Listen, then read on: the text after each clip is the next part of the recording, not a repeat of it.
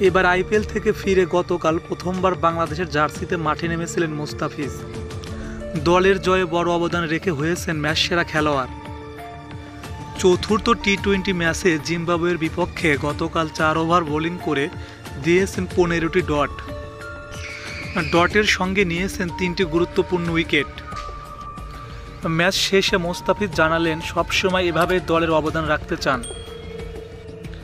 মুস্তাফিজ বলেন, আমি সবসময় দেশের জন্য ভালো খেলতে চেয়েছি। আমি যেখানে খেলি সেটা ফ্রাঞ্চাইজি ক্রিকেট হোক কিংবা জাতীয় দল, আমার লক্ষ্য ভালো ক্রিকেট খেলা। জাতীয় দল সবার আগে। ক্রিকেট কিছুটা স্লো ছিল, সত্যি বলতে আমার পরিকল্পনা বাস্তবায়ন করতে এটা আমাকে সাহায্য করেছে। আমি সব সময় চেষ্টা করি দলের জন্য সেরাটা দেওয়ার, আর আমার জন্য সবাই দোয়া করবেন আমি যেন দলের জন্য এরকম কাজ করে যেতে পারি। আর বন্ধুরা, মুস্তাফিজুর রহমানকে ভালোবেসে থাকলে প্লিজ একটি কমেন্ট করে যাবেন।